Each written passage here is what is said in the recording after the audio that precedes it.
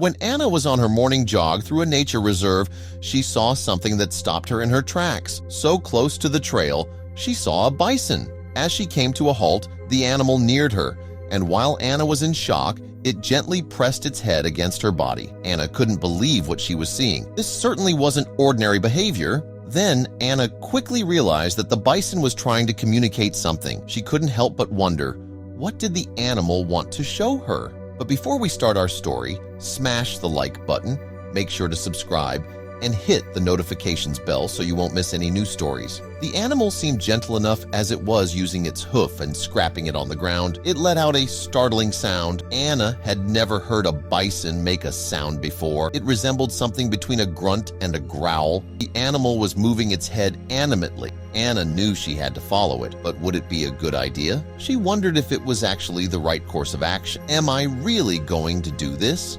She asked herself aloud. The bison seemed to turn at the sound of her voice, patiently waiting as it had started going off-road.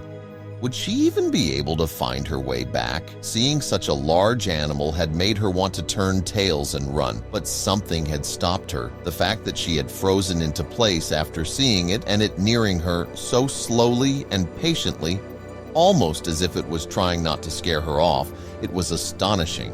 She had been holding her breath when it was only inches away from her and only exhaled when it had pressed its forehead to her chest. That was not normal animal behavior.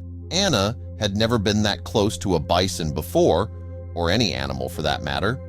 She loved jogging through the nature reserve due to the peace and quiet. When animals noticed people being around, they normally ran in the other direction. If she or anyone else ever saw an animal, it certainly wouldn't be close. It made Anna wonder why this time was different. As the bison walked away from her after its brief touch, it wouldn't stray too far from her. She even tried backtracking a bit, but as she did so, the animal let out a grunt and pounded its hoof on the ground. It seemed like it really didn't want her to leave. When she approached the animal, it waited until she was near it. Then it moved. As she came up beside the animal, trying to study it as well, seeing if the poor animal wasn't injured in any way, it suddenly moved. It scared the living bejesus out of Anna, but before she could let out a yelp, she noticed how the animal had only resumed walking. That calmed her nerves a little bit. She had no clue that this was only the start of her troubles. "Fuck it, let's do this," she said as she saw how the bison had left the path that she had originally taken. Going off the path and pushing past twigs, branches, and leaves, she soon found herself surrounded by trees, bushes, and a lot of leaves. She and the bison were alone, and though she found it scary to venture into the woods like that, she knew that the animal needed help. Not knowing where to go or even what to do, Anna followed the bison as the animal slowly continued its walk deeper into the woods. She was trying not to trip on the roots scattered around the forest floor as she looked at the bison. "Where are you taking me?" she wondered aloud. What if the bison wouldn't take her back? Would she find her way back to the path? She knew it wasn't a good idea to just follow the bison blindly. No one had known she had gotten off the path, or at least as far as she knew. So, though she kept following the bison, she also grabbed her phone. Seeing that she only had 2 bars of service left, she knew that she had to do it quickly. No service could prove to be lethal. She would simply share her location with her boyfriend. She texted Matthew quickly, giving him the location of where she had left the path and where she currently was. If she lost service, then it would pinpoint where her phone had last picked up any service. "Sharing my location in case I get lost. I'll explain it later. X Anna," she said before putting her phone back in her pocket, now with only 1 bar. She had made sure to put her phone on silent before putting it away. She was afraid that a loud sound would scare the bison, and if she lost the animal, she feared that she would never be able to get back. During their walk, the bison would sometimes momentarily stop, check if she was still there, and then continue. It truly was strange behavior. The animal kept up a brisk pace, though often stopped to let Anna catch up to it. It seemed to be in a hurry, sometimes even showing its dismay in Anna's pace with a grunt and a stomp of the hooves. Why did the bison want her to follow it? The animal didn't seem hurt. She had checked, so what else could be the reason that it had asked for help from a human? As they ventured deeper into the woods, Anna noticed the sun was setting, casting elongated shadows across the forest floor. She realized it wasn't safe to linger here after dark. What if she encountered a mountain lion? The bison leading her certainly wouldn't stay if that happened. She decided it was time to head back, but the bison suddenly stopped. It stomped its hooves, breathing heavily, as if sensing something. Anna froze, her nerves on edge, expecting danger to emerge from the bushes. But nothing happened. Instead, the bison's focus was on something behind a large tree. Anna cautiously stepped forward, her heart racing, and peeked around the trunk. She was stunned to find a deserted campsite. The ashes of a campfire were still warm, and the tent was partially open as though someone had left in a hurry. The scene was chaotic. Clothes, supplies, and maps were scattered everywhere. The bison stood nearby, its gaze almost imploring. Intrigued and unnerved, Anna started exploring. Amid the disarray, she discovered a leather-bound journal. Flipping through its pages, she found detailed observations about the reserve's wildlife, notes on migration patterns, nesting sites, and animal behavior. The author had clearly spent a great deal of time studying the area. The entries became more specific as Anna read on, reflecting a deep understanding of the reserve. This wasn't just a casual camper, but someone who revered the natural world. Anna's admiration for the unknown author grew, though a nagging sense of unease lingered.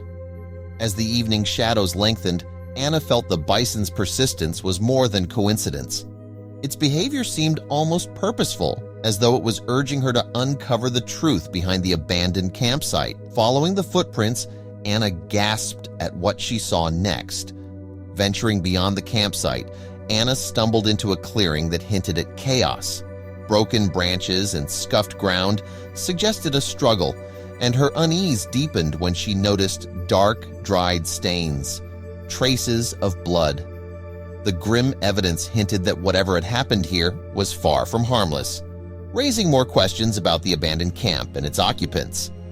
Among the debris, Anna found a torn piece of a map, weathered but legible, with a specific location circled in red. It wasn't far from where she stood. Back at the campsite, she spread out the map pieces alongside the journal, cross-referencing them. The journal mentioned the circled area cryptically, adding another layer to the mystery. Anna couldn't shake the feeling that she needed to investigate further. The bison, as if sensing her determination, nudged her to follow. It seemed to know where they needed to go. Resolving to uncover the truth, Anna prepared for the journey, scavenging supplies, a half-empty water bottle, a flashlight, and some energy bars. Her phone's battery was almost dead and there was no signal, but she pushed forward. Following the bison, Anna left the familiar trails behind. The animal confidently led her into the dense thicket where sunlight barely penetrated. The forest enveloped them, the air heavy with anticipation. Anna clutched the journal, using it as a guide during brief rests. Its early entries described the bison herd's migration patterns and watering holes, providing an intimate view of their lives within the reserve. As Anna delved deeper into the journal, the entries became increasingly cryptic. The writer had shifted focus from general observations of the herd to specific individuals, marking them with strange symbols and codes. The detailed descriptions of the bison's social dynamics, from dominant males to nurturing females, became entangled with mysterious references and obscure notations. The later entries hinted at unusual equipment, advanced tracking devices, night vision goggles, and other tools uncommon for a naturalist. Anna's unease grew. What had this person been searching for? Looking for higher ground to get a signal, Anna set her sights on a distant hill. The terrain was challenging, but she pushed forward, the bison always by her side, nudging her gently when she faltered. At last, she reached a clearing, and to her relief, her phone showed signal bars. She quickly texted Matthew, her boyfriend, explaining the situation before calling the authorities. Anna described the campsite, the journal, and her suspicions of illegal activities in the reserve. The dispatcher assured her that a team would be dispatched and instructed her to stay put. The bison, restless and insistent, had other plans. Unable to ignore its urgency, Anna continued deeper into the woods. In a hidden clearing, she stumbled upon a disturbing scene: traps, snares, and cages, evidence of active selective poaching. Her breath caught as she realized this was what the bison had been leading her to all along. Among the cruel remnants of exploitation, Anna heard soft cries. Following the sound, she found 2 young bison calves ensnared in a trap. Tears welled in her eyes as she approached them cautiously, whispering soothing words. She stayed with them, stroking their heads and offering comfort, but she didn't dare try to free them, fearing she might harm them further. The adult bison stood close, keeping watch over the calves and Anna, its protective stance unyielding. Time stretched on until the distant hum of engines broke the forest's eerie silence. Relief flooded Anna as police and conservationists arrived, quickly springing into action to free the trapped calves. As the calves were rescued, Anna turned to the bison. In its eyes, she saw gratitude, a wordless acknowledgement of the connection they had shared and the mission it had entrusted to her. It was as though the bison had sought her out, desperately pleading for help to save these young members of its herd. She still could hardly believe that she had been part of this all. The scene was one of controlled urgency as the police and conservationists worked to free the bison calves. They carefully dismantled the trap, speaking softly to the frightened animals. Once freed, the calves were examined for injuries, receiving immediate care. Anna watched. The calves, though shaken, were alive and safe. Anna still could hardly believe it. Anna, accompanied by a couple of officers, led the way back to the abandoned campsite.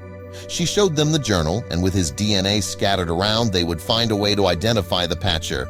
Anna explained how the pieces fit together, the officers listening intently, gathering evidence to track down the poacher.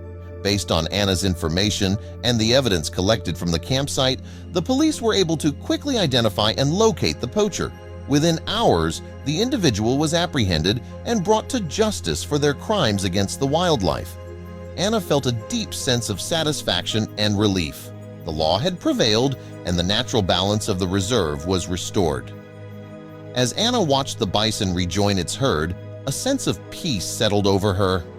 The adventure she had embarked on had changed her in ways she could never have imagined. The experience had opened her eyes to the intricate connections between all living beings and the crucial role humans play in preserving these bonds. As she left the reserve, Anna knew that she would be back and appreciate it only more than she had before.